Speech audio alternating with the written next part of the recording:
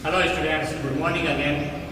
10th class RBSE board में online live classes में मैं मनोज अंगली यूट्यूब चैनल पर फिर से हाजिर हूँ तथा सभी बच्चों का विद्यालय सीनियर सेकेंडरी स्कूल पाकलिया की तरफ से हार्दिक स्वागत करता हूँ। कल हमने समांतर श्रेणी यानी अरिथमेटिक प्रोग्रेशन एपी को डिस्कस किया।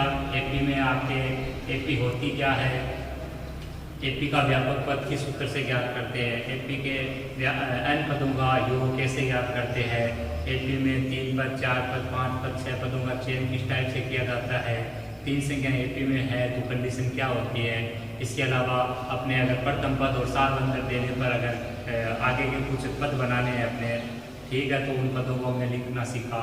कोई दिया गया अनुक्रम एपी में है या नहीं है, उन चीज़ों को सीखा कि एपी में होने के लिए क्या कंडीशन जरूरी है। सभी पदों का अंतर निकालिए, वो अंतर समान होना चाहिए। समान आया है तो उस एपी है, नहीं तो एपी नहीं है। और अगर एपी है तो उसके 4 पद दे रखे हैं तो अगले 4 पद और बनाइए। इस टाइप की क्वेश्चन 5.1 हमने डिस्कस की, कंप्लीट कर ली उसको। और कोई दिक्कत है तो बच्चे उसको ग्रुप में पूछे। आज हम 5.2 से पहले के जो एग्जाम्पल है उनको समझेंगे ताकि बच्चे 5.2 को खुद से ट्राई कर सके, हल कर सके। तो 5.2 से पहले के एग्जाम्पल में उदाहरण नंबर 14 लिया मैंने, जिसमें आपके समांतर श्रेणी साइड डॉट से का मतलब है समांतर श्रेणी 10,7,4 देश का 30वां व व्यापक पद। ध्यान दिया कि परीक्षा में जब व्यापक पद कहते या एनवा पद कहते, दोनों एक ही चीज है। व्यापक पद का मतलब होता है एनवा पद, ठीक है। और एनवे पद को ज्ञात कीजिए, तो एनवे पद को ज्ञात कीजिए। एनवे पद को प्रदर्शित किससे करते हैं, पहले ये बताइए। एनवे पद को प्रदर्शित करते हैं एन, टीएन या एल से।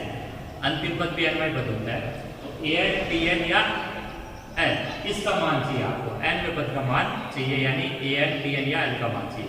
तो वो मान किस सूत्र से निकलेगा, ए प्लस कोष्टक एन माइनस 1 कोष्टक 1 है डी, उससे। और कोई भी अगर विशेष पद है एन की जगह यहाँ कोई फिक्स मान कर दे, जैसे 30वां, 50वां, 10वां, 11वां, 12वां, तब भी किससे निकलेगा, व्यापक पद के सूत्र यानी एन वाले फॉर्मूले से ही निकलेगा। अगर यहाँ वहां से पहले संख्यात्मक मान दिया है वो भी एन वाला फॉर्मूला, और अगर एन वहां पद कह दिया या व्यापक पद कह दिया तो भी वही फॉर्मूला। उसी फॉर्मूले में क्या करना है, जब मान दे दिया तो एन की जगह वो रख देंगे, जब मान नहीं दिया तो एन की जगह एन ही रखेंगे। बाकी 3 चीजें उसमें ए भी है, एन भी है, डी भी। ए और डी आपकी जब एपी दी हुई मिलेगी तो मैंने कल बताया था ए और डी तो फिक्स हो ही जाता है। एपी दी हुई है तो ए और डी आपका कंट्रेला वहां से आपको मिल ही जाता है। तो सबसे पहले आपको हल करते वक्त क्या क्या चीजें लिखनी है वो देखिए। सबसे पहले हल करते वक्त आपको लिखना है दी गई एपी निम्नानुसार है, दी गई एपी निम्नानुसार है।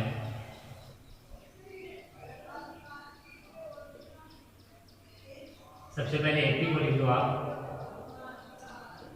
10,7,4 ये आपकी अनिश्चित पदों की एपी है, लेकिन इसमें लास्ट में कह दिया था 30वां पद है, 30वां पद चाहिए आपको।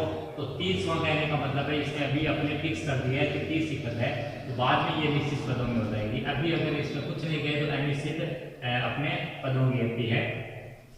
अब देखिए इसमें आपको लिखना क्या है, एपी देने पर आपको लिखना है आगे यहाँ प्रथम पद, पहले लिखना है कि यहाँ प्रथम पद जो है ए।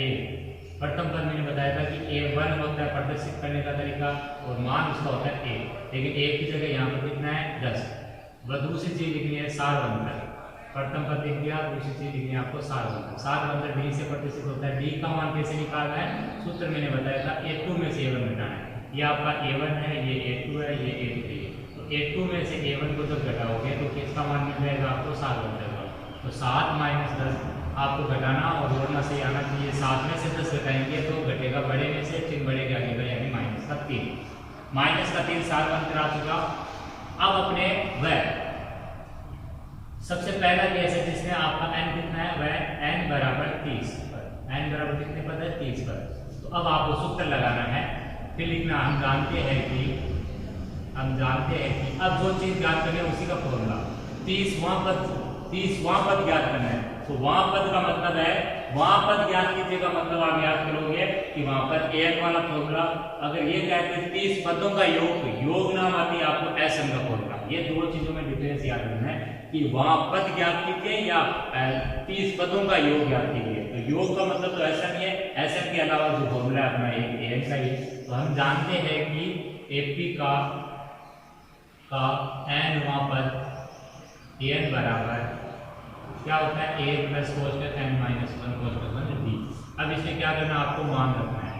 जब मान रखोगे इसमें हल करोगे तो क्या आएगा, देखिए एन की जगह कितना रखना है 30।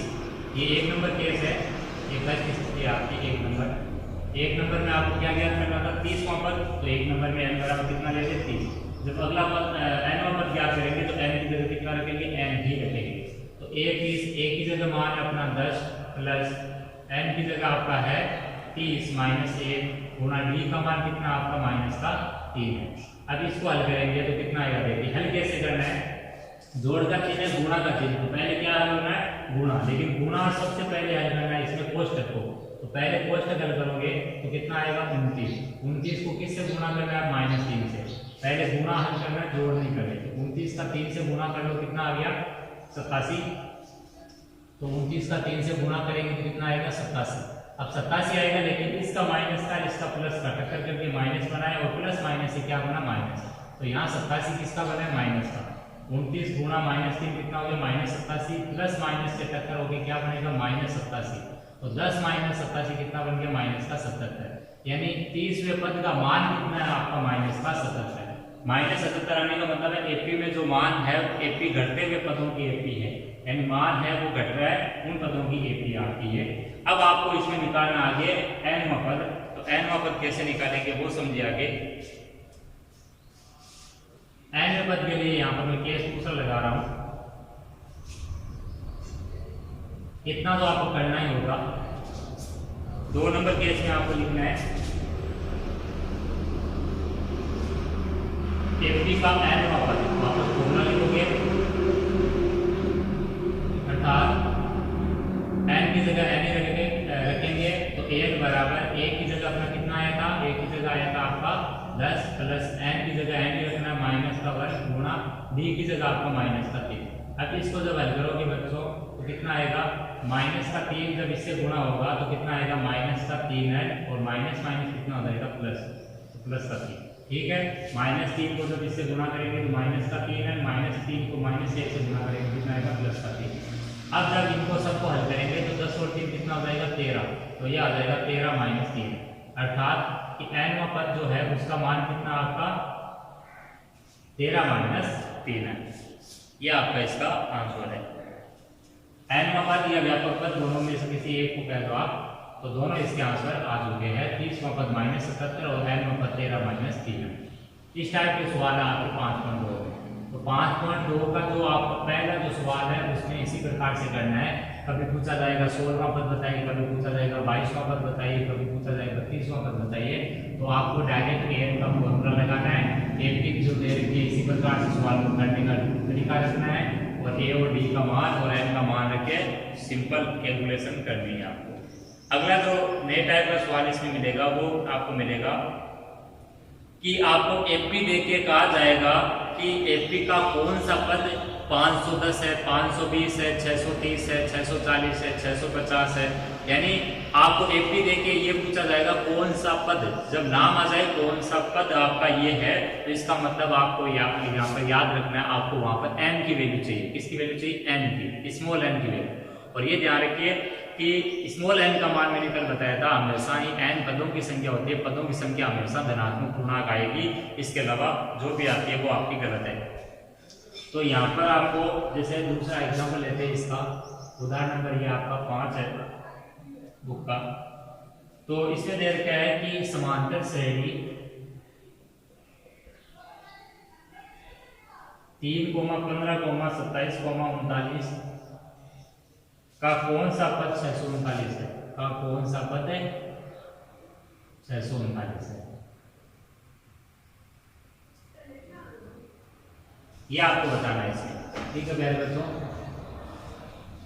तो इसमें भी वापस लिखने का तरीका वही रखना है जो अभी पीछे बताया था। सबसे पहले जब एपी दी हुई होती है तो लिख देना होता है दी गई एपी निम्नानुसार है, एपी को लिख देंगे, उसके बाद में उसमें प्रथम पद और आपका सार अंतर मिलेगा वो लिख देंगे, और तब आपको इस पे आगे बढ़ना है। अगर ये कहते हैं कौन सा पद ये है, इसका मतलब वो ये पद जो है कहीं ना कहीं उस एपी का ही, और एपी का अगर कोई पद है तो एपी में पद कितने हो सकते हैं, अधिकतम n पद हो सकते हैं, उससे ज्यादा पद ही नहीं हो सकते। तो आपको जब ये पता ही नहीं है कि एपी का पद तो है लेकिन कौन सा पद है, तो आपको इसको किसको कौन सा पद मानना है, व्यापक पद या एनवा पद, यानी ये मान आपका किसके बराबर हो जाएगा, an के बराबर, राइट। अगली चीज आपको ध्यान रखनी है कि इन सारे के सारे सवाल में अगर कहीं भी कोई जो वैल्यू है वो an के बराबर रखी हुई मिलेगी या sn के बराबर रखी हुई मिलेगी या कंडीशन ऐसी बन जाएगी जिससे वो बराबर आ जाएगी, तो वहां पर उसको मान को सूत्र के बराबर रख देना। जैसे an बराबर 639 रखूंगा मैं, तो an का जो मान होता है a + n - 1 उसके बराबर ये रख के फिर इसमें आपके इक्वेशन में आपके दो चीज a और d मिलेगी, तीसरी चीज जो बचेगी वो आपके हल करने से मिल जाएगी और वही आपका इसमें उत्तर होगा। यानी कौन सा पद का मतलब है यहाँ n निकालना है, ये चीज यहाँ। तो अब हल करते हैं इसको। तो सबसे पहले लिखेंगे दी गई एपी निम्नानुसार। सबसे पहले एपी को लिख लीजिए आप।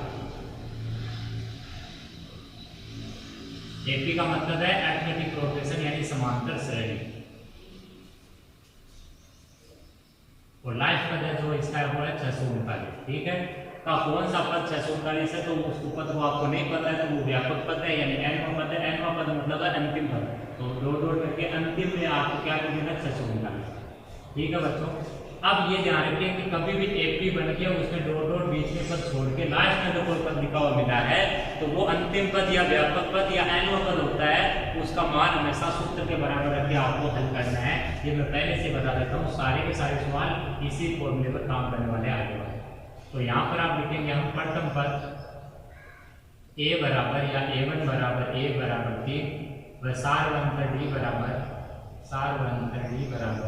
कितना है सारवंतर a2 - a1 का फॉर्मूला 15 में से 3 घटाना है, 3 में से 15 नहीं घटाना है, बाद वाले मतलब दूसरा नंबर का पद 15 है, पहले नंबर का 3 है, तो 15 में से 3 घटाना कितना आएगा 12। तो d का मतलब कितना आया, d सारवंतर 12।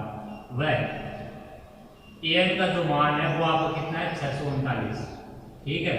ये 639 आपको क्या है पूछा गया जो पद है उसका मान है कि ये कौन सा पद है, यानी n चीज an बराबर 639 ये आपको कहाँ से है दिया गया, ये आप लिख सकते हो क्वेश्चन में दिया। अब हम आगे बढ़ते हैं, फिर लिखेंगे हम जानते हैं कि वापस जब भी आपको कोई मान an या sn के बराबर होगा तो आपको उसको फॉर्मूले के बराबर रखना है। तो हम जानते हैं कि एपी का व्यापक पद या एनवा पद, व्यापक पद या एनवा पद बराबर कितना होता है, an बराबर a + कोष्टक n - 1 गुना d। अतः प्रश्नानुसार अब देखिए यहाँ पर an बराबर ये है और an बराबर ये है, इसका मतलब है आप कह सकते हो 639 बराबर ये, अर्थात 639 बराबर किसके हुआ a + कोष्टक n - 1 कोष्टक बन d। अब आपको a और d जो है a और d इनके जो मान है वो आपको यहाँ पर रख देने हैं। तो आपको लिखना है a व d का मान रखने का।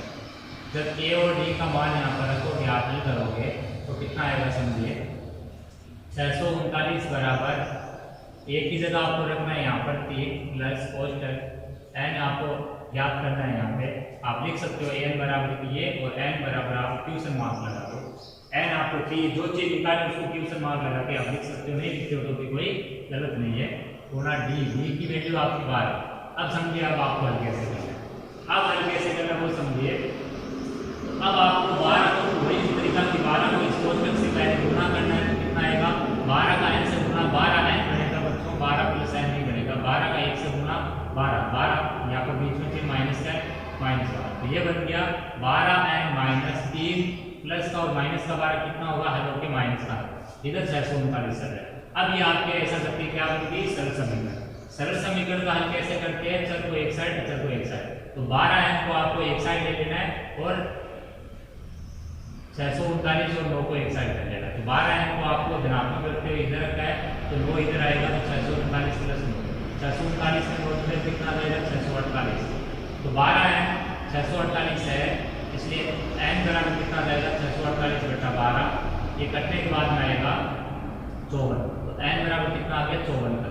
इसका मतलब है कि आपके सवाल का जो उत्तर है वो कितना है 54 है, यानी इस एपी का 54वां पद है वो 639 है। तो आप ये साइड में यहाँ लिख सकते हो, अतः एपी का 54वां पद 639 है।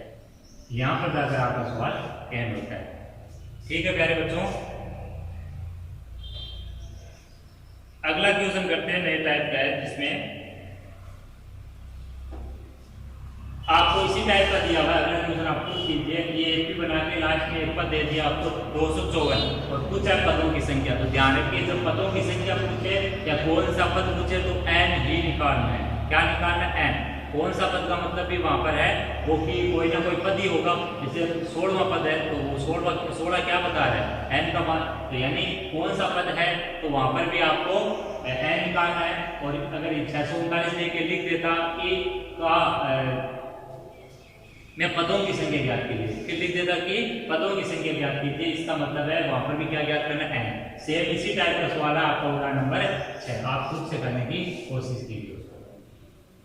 अगला एग्जाम्पल में उदाहरण 7वां दे दूंगा, वो किस टाइप का आपका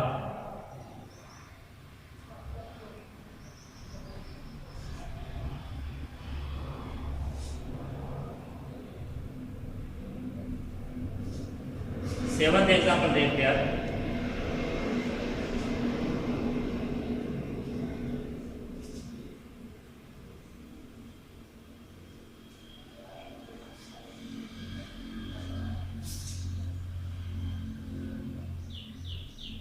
सेवंथ एग्जाम्पल क्या है, एक एपी का तीसरा पद, एपी का तीसरा पद 12 है। एक एपी उसका तीसरा पद 12 है और 50वां पद वहां पद का मतलब है, जैसे प्रथम पद है तो A1, ठीक है बच्चों। 50वां पद मतलब A50 और उसका मान भी दिया। तीसरा पद मतलब A3 उसका मान, 50वां पद मतलब A50 और उसका मान। A50 कितना है 106 है। तब 29वां पद याद कीजिए, 29वां पद याद कीजिए, प्रश्नवादी मतलब याद कीजिए। ठीक है बच्चों, तो इस क्वेश्चन को समझिए आप, ये इंपॉर्टेंट है आपका। इस टाइप का क्वेश्चन है वो इंपॉर्टेंट होता है अक्सर। इसमें आपको क्या करना होता है, पहले वो कंडीशन समझिए। इसमें आपको दो समीकरण बनाने पड़ेगी। एक तो तीसरा पद है तो A3 से प्रदर्शित करेंगे बराबर, A3 क्या होता है A+2B बराबर कितना 12। मैंने बताया था कभी भी कोई चीज है उसका मान दे दे, जैसे n पद का मान दे दे तो आप उसको मान को सूत्र के बराबर रखते हैं। तो तीसरे पद का मान दिया तो उसको भी सूत्र, तीसरे पद का सूत्र क्या होगा A+2B। 50वां पद है तो A50 से प्रदर्शित होगा। 50वें पद का सूत्र क्या है A+50B बराबर 106। दो समीकरण बनेगी, दोनों समीकरणों को हल करना है। हल कैसे करना है, विलोपन विधि से। अब ध्यान रखिए हमेशा विलोपन विधि में यहाँ गुणांक सेम बने हुए मिलेंगे, क्योंकि इसमें भी ये मिलेगा इसमें भी ये मिलेगा आपका, तो a यानी दोनों का गुणांक सेम। क्लियर। अब गुणांक सेम होगा तो आपको घटाना किसमें से है, जिसमें d का गुणज बड़ा होगा उसमें से छोटे d के गुणज वाले को घटा लेना है। घटाते ही आपका d का मान मिलेगा। वो जो d का मान मिलेगा वो इन दोनों में से किसी एक समीकरण में लगेंगे तो a का मान मिल जाएगा। a और d मिलने के बाद में आपको पता है कि किसी भी एपी का कोई पद ज्ञात किया जा सकता है। जैसे 29वां पद चाहिए तो n का मान 29 सही है, आपको a और d मिल जाएगा तो m के सूत्र से आप क्या निकालोगे 29वां पद। इस टाइप से ये सवाल कंप्लीट होने वाला है। तो सबसे पहले मैं यहाँ पर, जब भी आपको एपी नहीं बनी मिले, ठीक है बच्चों, जब एपी बनी हुई नहीं मिले तो आप शुरू में लिखोगे माना कि एपी का प्रथम पद a + सारवंतर d है। ये लाइन भूलोगे नहीं। जब एपी बनी हुई है तो आपको दी गई एपी लिख के वहां से प्रथम पद और सारवंतर लिखना है। और जब एपी आपकी नहीं दी हुई है तो सबसे पहले आप लिखोगे कि माना कि एपी का प्रथम पद a और सारवंतर स्मॉल d है। माना कि एपी का प्रथम पद स्मॉल a है, सारवंतर स्मॉल d। प्रथम पद और सारवंतर हमने मान लिए, तब प्रश्नानुसार A3 बराबर A प्लस 2B बराबर कितना है 12, ये आप लिख दोगे दिया है, अर्थात आप इसको A प्लस 2B बराबर 12 और इसको समीकरण नंबर 1 लिख दोगे। ठीक है प्यारे बच्चों, पुनः A50 बराबर A प्लस 49B, ये पता है ना A3 का मतलब है यहाँ पर तीसरा पद का मान निकालने मैंने कल बताया था, D का 1 गुणज कम कर दो, 50 है तो 1 गुणज कम कर दो, यानी 50 माइनस 1 यानी 49 बराबर कितना दिया आपको 106, या आप लिख सकते हो इसको A प्लस 49B बराबर कितना 106, इसको नंबर लगा दो 2।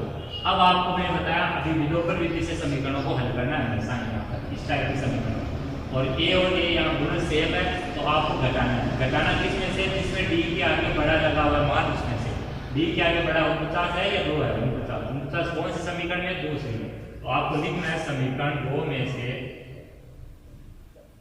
एक को घटाने का। जब समीकरण 2 में से एक को माइनस करोगे तो क्या आएगा, देखिए A प्लस 49B बराबर 106 और दूसरा है A प्लस 2B बराबर 12। अब घटाने पर लिख के घटाएंगे तो चिन्ह चेंज, ये माइनस ये कटेगा, 49 माइनस 2 कितना बच जाएगा 47D, और इसमें से ये घट जाएगा तो कितना बच जाएगा 88 से 94, कितना बच जाएगा 94। तो कहने का मतलब 47D का मान कितना आ गया आपका 94, अर्थात 47D बराबर कितना 94, इसलिए D बराबर कितना आ जाएगा 94 बटा 47, 47 के बारे से कितनी बार घटता है 2 बार, तो D का मान कितना है आपका 2, सार बनकर D का मान आ चुका है 2। D का मान आने के बाद में D का मान आप समीकरण 1 या 2 में से किसी एक में रख के A का मान निकाल सकते हो, और आपको किस में रखना वो मैं पॉइंट बता रहा हूँ, आपको उसी में रखना अच्छा रहेगा जिसमें आपके D का गुणज छोटा होगा।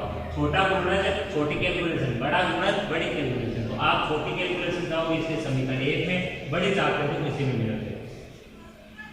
पुनः आपको लिखना है D का मान समीकरण 1 में रखने पर।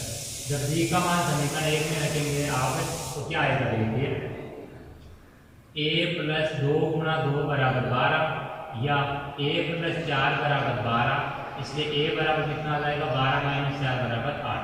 तो आपका A का मान D का मान आपको मिल गया। इस सवाल के लिए A और D मिलने के बाद अब आगे आपको जो काम करना है उसको हल करना है, वो है आपका 29वां पद। 29वां पद मतलब आपको A29 से, और A29 याद करने का मतलब हुआ आपका मान आएगा A प्लस 28D से। किससे आएगा बच्चों, A प्लस 28D के फॉर्मूले से। तो अब आपको लिखना है अतः A29 बराबर A प्लस 28D, A व D का मान होगा, A व D का मान रखने पर A व D का जब मान रखेंगे तो कितना आएगा A29 बराबर A का मान कितना है बच्चों 8 प्लस 28 गुणा D का मान कितना है 2, कितना हो गया 28 गुणा 56, 56 और 8 कितना होता है आपका 64। तो A29 बराबर कितना है 64, अर्थात AP का 29वां पद कितना है 64, अर्थात AP का 29वां पद कितना है बच्चों 64 है। यह आपका इस सवाल का क्या है आंसर। ठीक है प्यारे बच्चों, नेक्स्ट सवाल देखते हैं हम।